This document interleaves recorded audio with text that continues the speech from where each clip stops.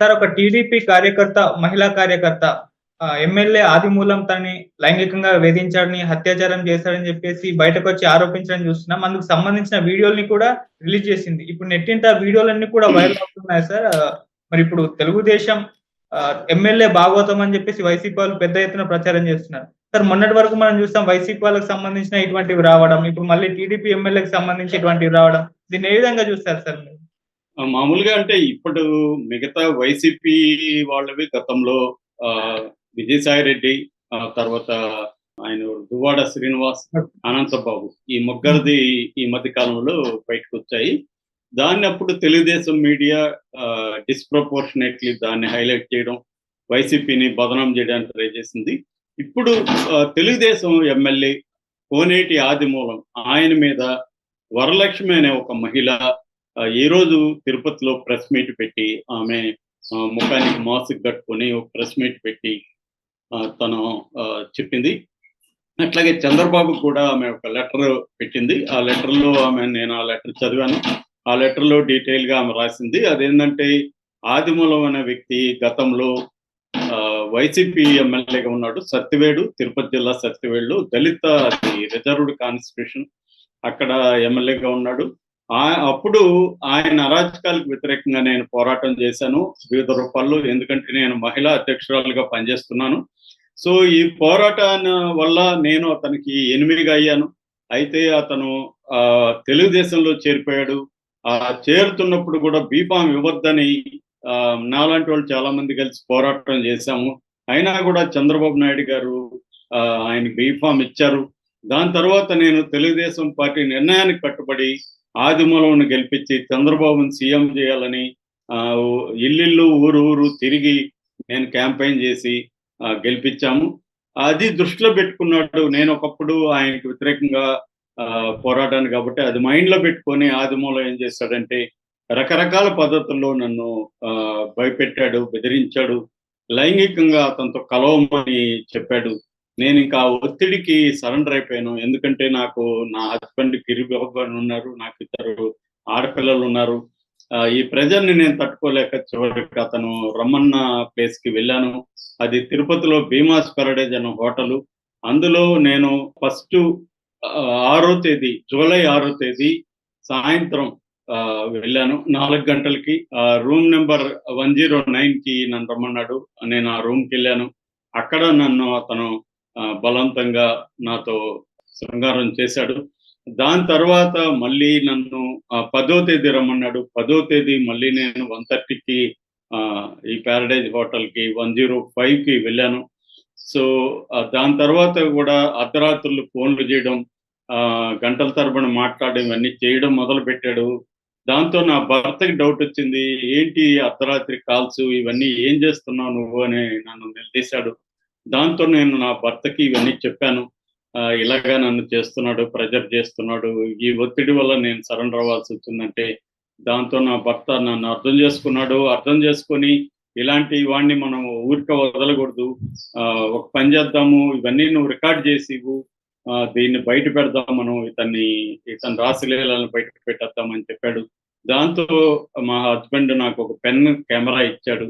ఆ pen camera తీసుకొని నేను 17వ తేదీ మళ్ళీ అక్కడికి వెళ్ళాను. ఆయన రమ్మన్న అదే సేమ్ హోటల్కే రమ్మన్నాడు. మళ్ళీ 105కి 1:30 ఆఫ్టర్నూన్ లంచ్ తర్వాత వెళ్ళాను. వెళ్ళినప్పుడు ఆయన నాతో శృంగారం చేస్తే దానంతా రికార్డ్ చేశాను. ఆ రికార్డింగ్ కూడా మీకు పంపిస్తున్నానని ఆమె దాంట్లో రాసింది. ఇతని మీద చర్య తీసుకోమని కూడా చంద్రబాబుని వేడుకుంటూ ఆమె చాలా దీనంగా ఉంది. ఆ లెటర్ కూడా ఆమె మాట్లాడింది కూడా చాలా దీనంగా ఉంది. ఖచ్చితంగా ఆమె మాట్లాడిన మాటల్లో కానీ బిలీవబిలిటీ మనకైతే కనిపిస్తుంది. ఆమె దళిత మహిళ, ఇతను కూడా దళిత ఎమ్మెల్యేనే నిజానికి. సో క్లియర్గా ఆమె తన ప్రెజర్కి లొంగిపోయింది. మనసు తనకి ఇష్టం లేకుండా తన కుటుంబాన్ని సేవ్ చేసుకోవడానికి లొంగిపోయింది. అది కనిపిస్తుంది. భర్త అతన్ని మెచ్చుకోవాలి ఖచ్చితంగా, గిరిబాబు అనే భర్తని. అతను ఈమెకి సపోర్ట్ చేసి ఈమెను అర్థం చేసుకున్నాడు కాబట్టి ఇది ఇవాళ బయటకు వచ్చింది. అయితే ఇక్కడ తెలుగుదేశాన్ని కూడా మనం అభినందించాలి. ఎందుకంటే నిజానికి ఇతను తెలుగుదేశంలో ఉన్న క్యాండిడేట్ కాదు, వైసీపీ వ్యక్తి. తెలుగుదేశం పార్టీ ఇమీడియట్ గా స్పందించింది. ఇది వచ్చిన కొన్ని నిమిషాల లోపలే తెలుగుదేశం పార్టీ స్పందించి పల్లా శ్రీనివాసరావు తెలుగుదేశం పార్టీ అధ్యక్షుడు అతను ఇమీడియట్ గా సస్పెండ్ చేస్తున్నట్టు ప్రకటించాడు. అంటే చంద్రబాబు ఆదేశించాడని చెప్తున్నారు. అసలు వివరణ తీసుకోకముందే ముందు సస్పెండ్ చేసేయింది, తర్వాత వివరణ తీసుకోండి అతని దగ్గర. ఎందుకంటే ఇది వైసీపీ ఆల్రెడీ పెద్ద ఎత్తున దీన్ని ప్రచారం చేస్తుంది. మనం స్కోప్ ఇవ్వకూడదు, ఒక ఆడపడుచుకి ఈ స్థాయిలో అన్యాయం జరిగింది కాబట్టి మనం స్పందించాలని చంద్రబాబు ఇమ్మీడియట్ గా స్పందించాడు. సో అతన్ని సస్పెండ్ చేస్తున్నట్టు తెలుగుదేశం పల్లా శ్రీనివాసరావు పేరుతో ప్రకటన వెలువడింది. సో ఇప్పుడు అతని మీద ఒకటి అతని వివరణ తీసుకోవడం, ఎందుకంటే పెన్ డ్రైవ్ ఉంది, ఆ సీన్ కూడా బెడ్ మీద ఆమెతో అతను శృంగారం జరుపుతున్న సీన్ కూడా కనిపిస్తుంది. దాని తర్వాత అతని ఎట్లాగా తనని బెదిరించి ఒత్తిడి చేసి వాట్సాప్ లో ఇవన్నీ చేస్తాడో ఆ స్క్రీన్ షాట్లు అన్ని కూడా దానికి జతపరిచిందాము.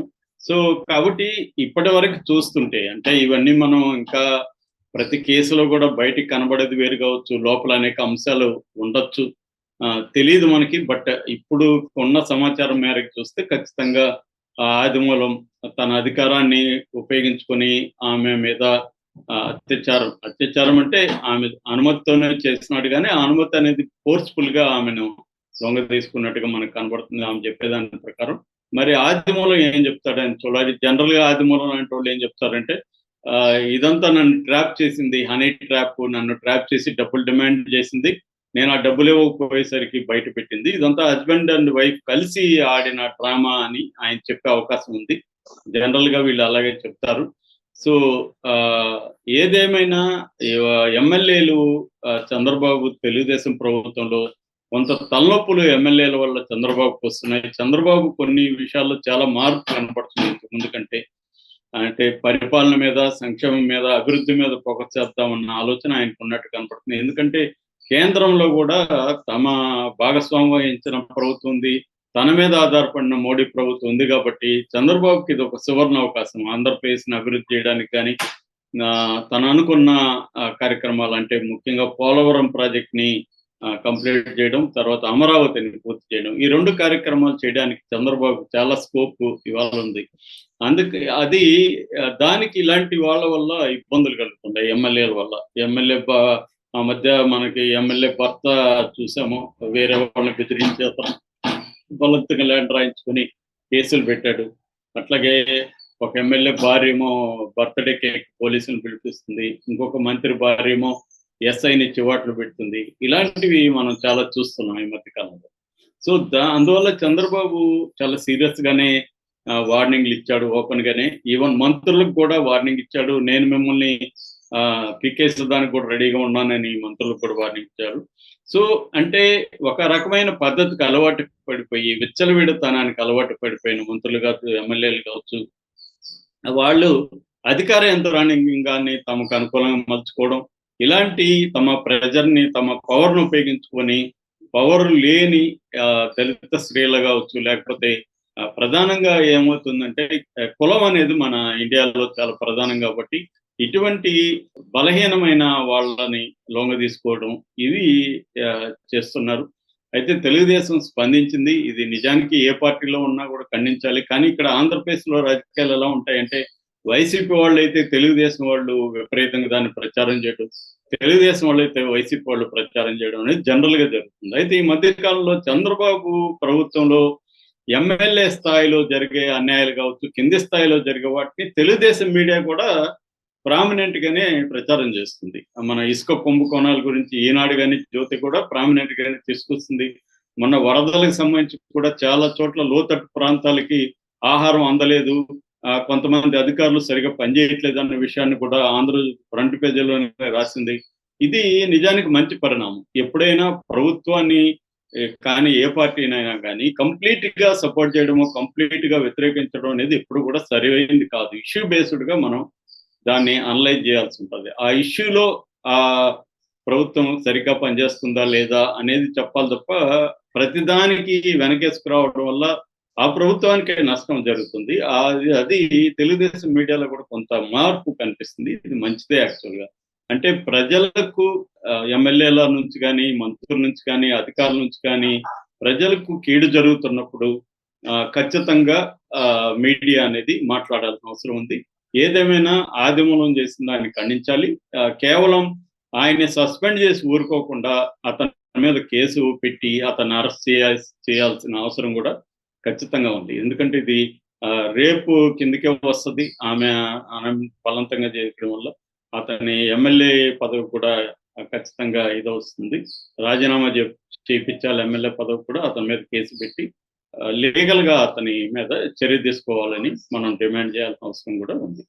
Okay sir. Thank you so much.